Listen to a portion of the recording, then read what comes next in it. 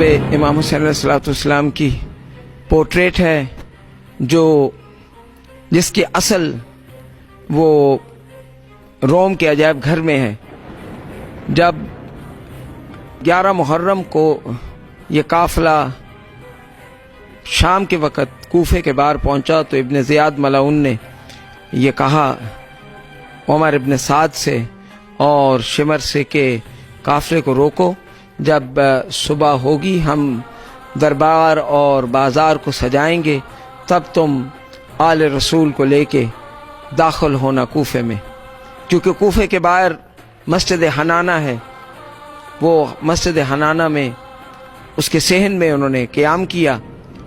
खोली मलाउन खुद जिसके पास मौला का सिर वाला नेज़ा था, वो रावी है इस वाक़या का। वो कहता है कि मैं जब आधी रात का वक़्त था, क्योंकि उसने तमाम सिर मस्जिद हनाना की दीवार से अंदर लगा लिए, जिस कोने में सरकार इमाम हुसैन अलैहिस्सलाम का सिर पड़ा था। रात के वक़्त उस मस्जिद में एक राहब जो था वो काफ़ी अरसे से वहाँ क़याम पजीर था। इस इंतज़ार में उसे बताया गया था उसके बुज़ुर्गों ने कि यहाँ से कोई किसी इमाम या नबी का गुज़र होगा, क़याम होगा। तो वो इस इंतज़ार में था कि मैं उनकी ज़ियारत से मुशर्रफ हूँ।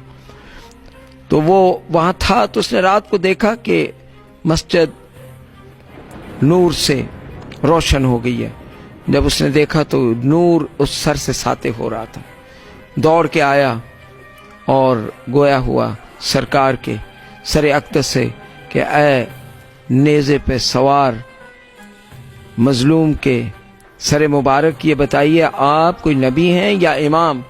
तो इमाम पाक के सर अक़दस से आवाज़ आई, मैं वो हुसैन हूँ जो मुबाहले वाले दिन अपनी माँ के साथ और अपने नाना रसूल अल्लाह के साथ मैदान मुबाहला में आया था। मेरे नाना की उम्मत ने मुझे कत्ल करके मेरा सिर नेज़े पे सवार किया हुआ है। वो राहब जो था उसके पास वो बहुत बड़ा मुसव्वर था। उसके पास हरन की खाल थी और साथ ही उसके पास अपना सामान मुसव्वरी था। उसने वो निकाला और उस पर मन्नो अन सरकार के चेहरे अक़दस की वो नेज़े वाली तस्वीर जो है वो पूरी उतार दी। आप देख रहे हैं कि जब मुसव्वर कहीं गर्दन की तस्वीर बनाते हैं तो नीचे से वो गोल कर देते हैं। इस मुसव्वर ने हज़रत इमाम हुसैन अलैहिस्सलाम के गर्दन मुबारक के जितने जहाँ जहाँ से कटा है, जहाँ से बड़ा है, जहाँ से छोटा है, ये वह मन्नो अन उसने उसकी तस्वीर बना दी है। जिसके लिए ये रवायत है कि जब सर अक़दस पेश किया गया इब्न ज़ियाद मलाउन के दरबार में, तो उसने शमर से पूछा कि ऐ शमर बता, तूने हुसैन को तेज़ धार आले से कत्ल नहीं किया? तो उसने कहा अमीर आपको किस तरह मालूम है? तो उसने जनाब के उन बालों पे हाथ रखा हुआ था जिन बालों को रसूल अल्लाह बोसा दिया करते थे। कहने लगा कि हुसैन के गर्दन का गोश्त बताता है कि तुमने हुसैन को तेज़ धार आले से कत्ल नहीं किया। ये कहते हुए उसने अपनी कमर से खंजर निकाला और सरकार इमाम हुसैन अलैहिस्सलाम के गर्दन के गोश्त को अपने खंजर से झाड़ना शुरू किया। करीबी दरबार में सरकार का एक सहाबी मौजूद था, सरकार दो आलम का। वो उठा और उस कहने लगा कि ये रसूल का गोश्त है, ये फातिमा का खून है, ये रसूल अल्लाह का खून है। ऐ बदबख्त तू बेअदबी कर रहा है। और उसने वो तमाम टुकड़े जितने भी थे सरकार के गर्दन के गोश्त के गिरे हुए वो उठा लिए।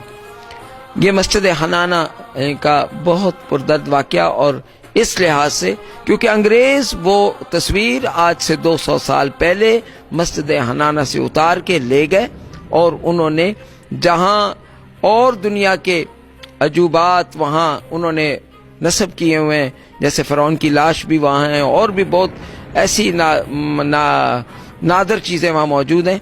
तो ये तस्वीर भी रोम के अजायब घर में उन्होंने नस्ब कर दी।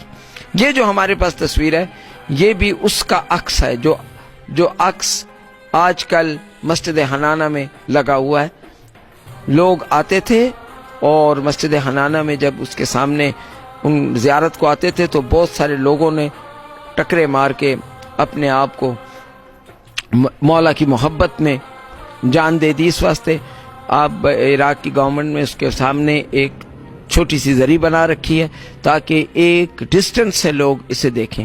ہم اس تصویر کو صرف 10ویں والی رات یہاں نصب کرتے ہیں فجر کی اذان کے وقت اور شام غریبہ کے بعد اسے اتار کے اندر رکھ دیتے ہیں. یہ پورا سال جناب سیدہ کے تابوت میں رہتا ہے.